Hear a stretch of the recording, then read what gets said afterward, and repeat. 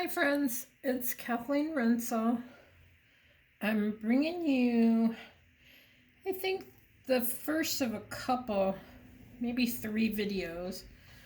We're gonna do a one sheet wonder. So the design that I'm taking this from, most of the time when I do a one sheet wonder, I go to Pinterest or I go to Google and I find a pattern that I like. This one, I've seen over the years over and over again. In particular,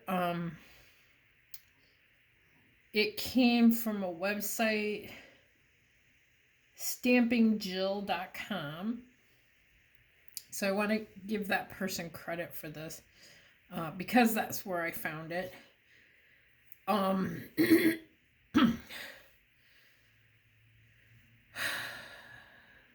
one that I'm doing today, I'm using this paper. This is from Nests of Winter with Stampin' Up. And this basically will cut 4 inches and 4 inches and then multiple pieces in between. Now, the first one I've already cut. So hopefully you can see that. There's different pieces here. This one is 5 1/4 by 4, 3 by 4, and 3 1/4 by 4.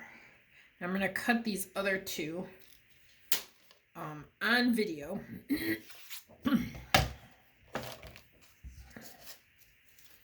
And then I'll show you what we can do with these.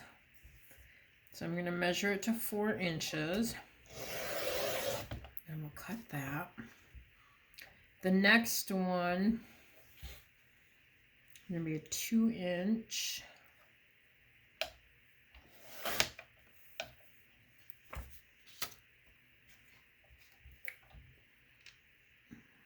And then 3 1 1/4 inch strips. So 1,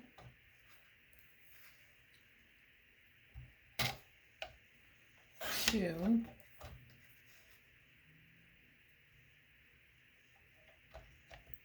3.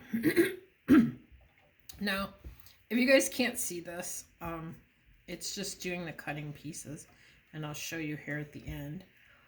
The next piece is a 4 by 4. And then the last piece is 2 1/4 by 4. But the 4 by 4, let me put this in the middle so you can see, is actually cut on a diagonal as well. So what you want to do is put both your corners into the little grooves. When I put this down, I can see the wire that it's hanging in the right spot. And I usually don't go zipping through the end. I put it in the middle and then go back. Okay, so you have two nice pieces here. And I'll show you. Let me move this over for you. You can see where the pieces are.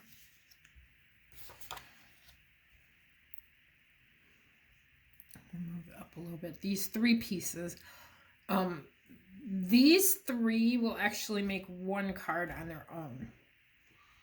Everything else, 1, 2, 3, 4, 5, 6, 7, 8 cards. And then this last piece will be cut in 4 pieces. The first one is going to be 4 by 4. It's going to stay 4 by 4. It's not going to be cut in diagonal this time. 2 3/4. And then this one is actually 5 1/4. But we're going to split it this way, 2 and 2. Okay, so you're using your paper in a very different way. But, like I said, you had 8 cards here, 9, 10, 11, 12. So you're going to need 12 card bases. You can put these on your cards wherever you like. You can even flip them if you have double-sided paper. Okay, so I can make it with that paper, or I can make it with this paper. You can add cardstock. Let me show you with a piece of scrap stock.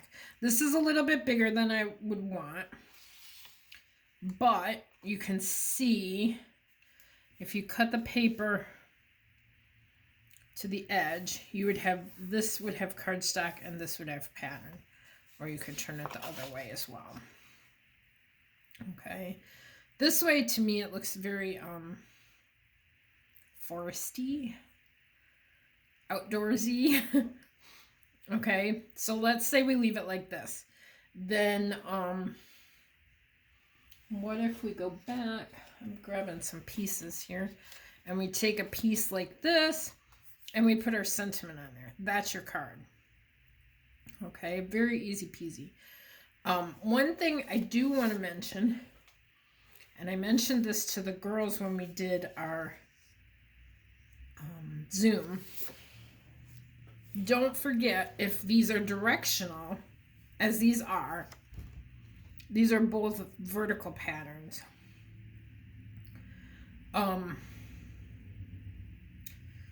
Some of these, for example, this one you would want this way, not necessarily this way. Okay, because your vertical card would look funny that way, or in the middle. You can put these in any direction that you wanted. You can put it at the top and put something different at the bottom. Put it at the bottom and put something different at the top. Okay. The diagonal pieces work very similarly.